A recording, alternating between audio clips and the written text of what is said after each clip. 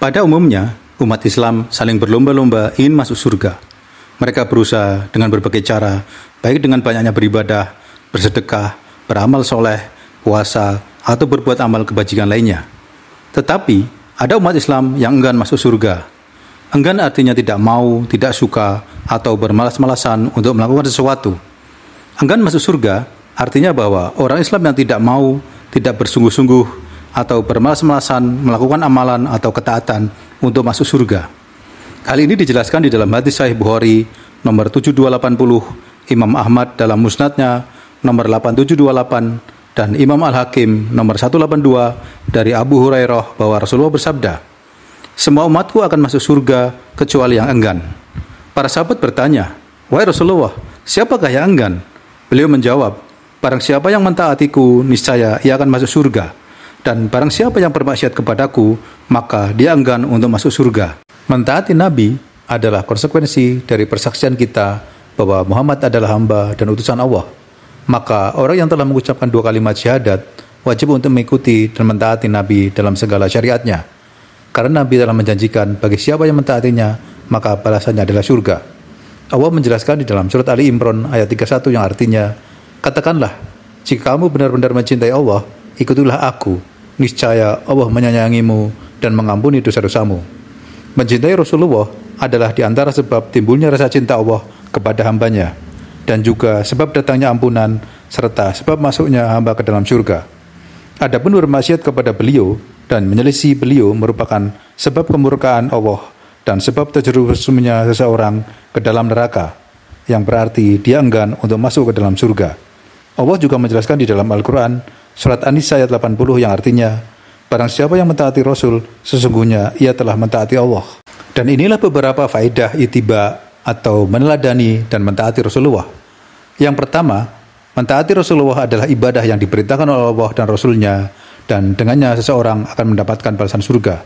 Sebagaimana dalam hadis Bukhari dari Abu Hurairah bahwa Nabi bersabda, "Barang siapa mentaatiku, niscaya ia akan masuk surga. Dan siapa yang bermaksiat kepadaku, maka dia enggan untuk masuk surga." Yang kedua, yaitu kita akan memperoleh keberuntungan di dunia dan di akhirat. Sebagaimana firman Allah dalam surat Al-A'raf ayat 157 yang artinya, "Adapun orang-orang yang beriman kepadanya, memuliakannya, menolongnya, dan mengikuti cahaya yang terang yang diturunkan kepadanya, yaitu Al-Quran, mereka itulah orang-orang yang beruntung." Yang ketiga, yaitu akan mendapat hidayah dan keselamatan. Hal ini dijelaskan di dalam hadis riwayat Al-Hakim dari Ibnu Abbas bahwa Rasulullah bersabda, "Sesungguhnya aku telah tinggalkan kepada kalian 2 perkara. Jika berpegang teguh dengannya, tidak akan tersesat setelahnya, yaitu kitabullah dan sunnahku." Yang keempat, yaitu akan terlindungi dari perselisihan yang tercela dan akan menghantarkan kepada jalan yang selamat. Sebagaimana yang dijelaskan di dalam hadis Abu Dawud dan Tirmizi dari Al-Irbad bin Syariah bahwa Nabi bersabda, "Maka sesungguhnya siapa di antara kalian yang masih hidup setelahku, maka akan melihat perselisihan yang banyak. Maka hendaklah kalian berpegang teguh dengan sunnahku dan sunnah para khulafaur rasyidin." Yang kelima, yaitu akan memperoleh cinta dan rahmat Allah serta ampunannya. Ini dijelaskan di dalam Al-Quran surat Ali Imran ayat 31 yang artinya, "Jika kamu mencintai Allah, ikutilah aku. Niscaya Allah mencintaimu dan mengampuni dosa-dosamu." Dan juga surat An-Nur ayat 56 yang artinya, "Dan taatlah kepada Rasul agar kamu diberi rahmat." Sedangkan celaan kepada orang yang menyelisih atau tidak mentaati Nabi antara lain, yang pertama yaitu Allah akan menimpakan fitnah dan azab yang pedih. Sebagaimana firman Allah dalam surat An-Nur ayat 63 yang artinya, "Maka hendaklah orang-orang yang menyelisih perintah Rasul takut akan ditimpa fitnah cobaan atau azab yang pedih." Yang kedua yaitu akan dijadikan rendah dan kehinaan. Ini dijelaskan di dalam hadis riwayat Ahmad dari Abdullah bin Umar bahwa Rasulullah bersabda, "Dan dijadikan kerendahan dan kehinaan atas siapa yang menyelisih perintahku atau menentang sunnahku." Hadis ini disahihkan oleh Syekh Al-Albani.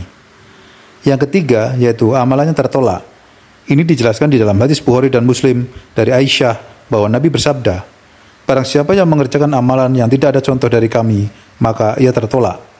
Yang keempat, yaitu diancam bukan menjadi golongannya Nabi. Sebagaimana dijelaskan di dalam hadis Bukhari dan Muslim dari Anas bin Malik bahwa Nabi bersabda, "Barang siapa yang membenci atau tidak menyukai sunnahku, maka dia bukan golonganku." Al-Hafiz Ibnu Katsir dalam tafsirnya berkata, Maksud perintah Rasul adalah perintah, jalan, manhaj, thariqah, sunnah, dan syariatnya. Maka semua perkataan dan perbuatan harus ditimbang dengan perkataan dan perbuatan Rasul. Jika sesuai dengannya, maka diterima. Dan jika menyelisihinya, maka tertolak amalan dan pelakunya, siapapun dia. Semoga kita semua senantiasa diberi taufik dan hidayah oleh Allah untuk terus mentaati Rasulullah dan selalu istiqomah di atas sunnahnya. Terima kasih telah menonton video ini dan semoga bermanfaat. Jangan lupa untuk subscribe, komen, like, dan share-nya.